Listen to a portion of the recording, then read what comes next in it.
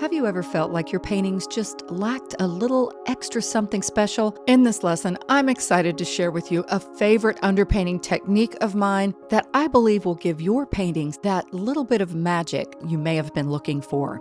And fortunately, it's really easy. I think you're going to love it. Welcome into Monet Cafe Studio, and here we go.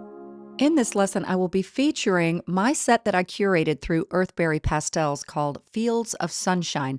Other than the underpainting, I will be using this set exclusively to create this painting bathed in yellow flowers, sunshine, and buzzing bees. And if you haven't already entered the giveaway for this set of pastels, be sure to watch to the end of this video to learn more.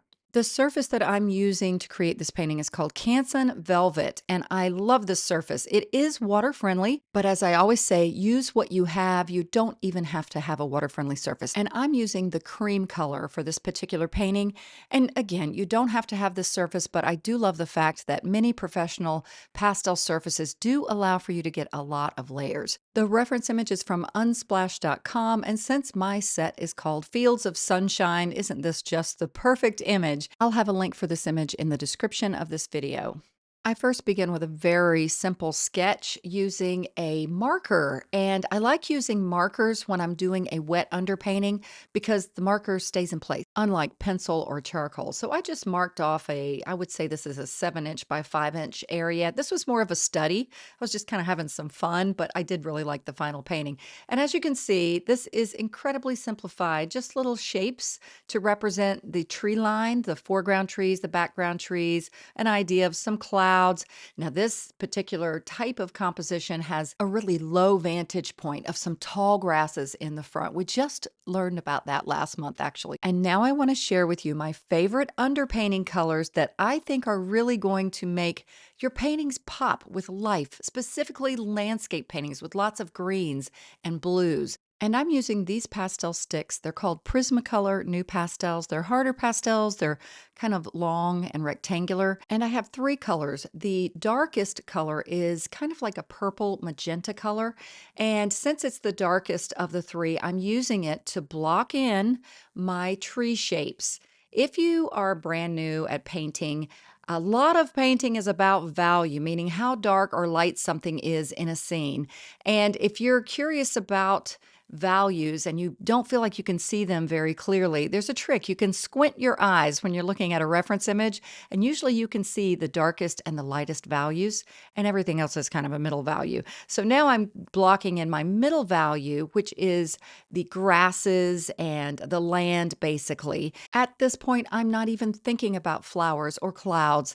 I am just getting in my basic values. I'm using this pink that's a little bit darker than the orangey color to get in the foreground. Notice that the roots of those grasses in the front are a little bit darker than the middle ground. And I'm also getting some of that bright pink for those distant trees. And now I'm just blocking in some of the lightest value for the sky. And I might have gotten a pastel that was just a tad lighter, but even that light orange would have worked fine as well. Now, because I have a water-friendly surface, I'm going to go ahead and use some water. Often I'll use alcohol. I get a question all the time about why do you sometimes use alcohol? Well, it just dries faster, basically, but water works fine also. And I am working flat, so the water's not going to drip like it sometimes does when I'm doing underpaintings like this. But I'm basically just liquefying the pastels. Pastels will turn into paint when you add a liquid medium like water.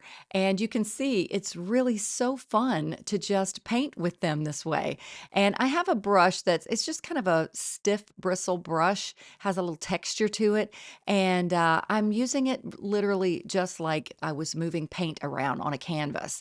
And now I like to keep directional strokes. My foreground grasses are growing very tall and vertically. And then my grasses, as they recede into the distance, get a little bit more flat. And so I make my strokes a bit more shorter or a bit more horizontal in the distance. And wasn't that simple? Basically just some big shapes called blocking in and 3 basic values. So it's super easy to get started in this way. And as I add color, I'll share more about why I love this particular underpainting color. Now I'm starting with my Earthberry Fields of Sunshine pastels. I don't have them where you can see all of them in the picture. You can see a little bit of them on the side there. But this is one of the darkest colors. It's kind of like a dark blue, I believe. And this one is the darkest green in the set. It's a beautiful kind of foresty green. What I'm doing now is kind of just looking at the reference image and seeing where the darkest values are in the grasses. Again, some very tall, deep grasses that are dark. And I have some really nice darks in the set. This is the darkest, perhaps, of all of them. It's like a really pretty dark purple and not a real punchy purple. So this is just really a nice, easy dark purple. And I think you should be able to easily see that the darkest thing in this image is that largest tree there on the left that I'm working on here. And in the distance, they're pretty dark too, the ones that are a little bit more to the right. But I know just because of the laws of physics that things get lighter when we increase distance. Values get lighter as distance increases. So I'm blocking in, this is a dark, pretty dark blue that's in the set. I'm blocking these in, but I know that I'm going to layer over them a bit and lighten them up. We typically add values that are a little darker to begin with, and then layer our lights on top, our middle values and our lights on top. So now I have in my nice area of darks. Again, if you squint your eyes and look at what I have down so far, and then you squint your eyes and look at the reference image, my shapes and values are pretty close so far. I added that pretty turquoise blue here to some of the distant trees that I mentioned. I'm just going to use my artistic license to focus on again, the fact that values get lighter in the distance. And sometimes you can just forget about color. Go with the value. And that's another tip for getting your paintings to really have a bit more personality and life to them. Now, I am going to talk while I'm working here about why this underpainting, I believe, works. There's three reasons. One is the colors.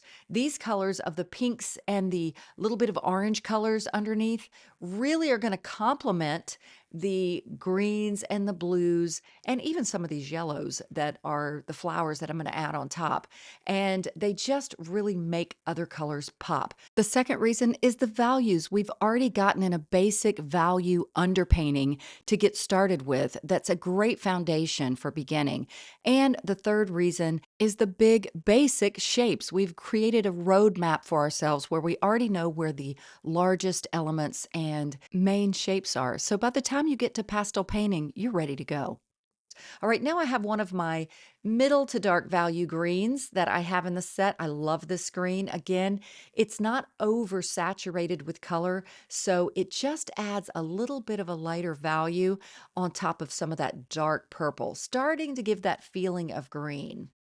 And I just wanted to point out that all of this so far, except for the sketch and a little bit of the underpainting, has been real time. The pastel portion is real time. If you're a patron of mine on my Patreon page, you'll continue to see the real time lesson. If you're not a patron, I can tell you how to become one right now, but don't go anywhere because you're still going to get a lot more. Towards the end of this video, I'm going to share with you my easy little technique for painting happy bees. It's super easy to become part of my Patreon family. It's only $5 a month, which unlocks for you hundreds of tutorials that aren't here on the regular YouTube channel. Plus, you become part of the family. I get to see your work. We have contests and oh so much more. Won't you join the family? All right, let's continue. I wanted to zoom out here so you can actually see the size of this painting on the larger piece of Canson velvet. And also, you can see my Fields of Sunshine set to the right of me. And I would have made the whole video where you can see exactly which colors I'm using, but I thought you couldn't see the painting very well. I know many of you have already purchased my Fields of Sunshine set by Earthberry Pastels. If you haven't already, you can find a link in the description of this video and a coupon code to get 10% off. It's Susan10Art, so find that link in the description of this video. As you can see, I've added some of the beautiful blues from the set to incorporate in the sky, and now I'm using this gorgeous periwinkle color. I love the color periwinkle. It's kind of in between blue and purple. Now it's time for some greens, and this is a nice middle value green that's kind of earthy, not too punchy with color. It leans a little cool. This is a warmer green that is a little bit more saturated with color, great for capturing sunshine. And now I'm back to that first first green I used just to catch some of the lighter values of greens on the trees where the sunlight is hitting them. And now I'm reinforcing some of my darks, that beautiful dark purplish color that I started with. And I just wanted to establish more deep roots of these grasses and a bit more dark at the bottom of that main focal point tree. Here's a couple of my yellows I'm testing out to get ready for flowers, but I decided I wanted to use this, also kind of a neutral green that's lighter in value in the distant field. And this gorgeous, gorgeous blue. I loved it. I carved it into some of the distant trees. And I know I have this sped up. It's a little harder to follow. Again, my Patreon version is almost all real time after this. But now I'm adding more of this dark. You might be thinking, wait, those flowers are yellow. And I put the dark down just to give some contrast.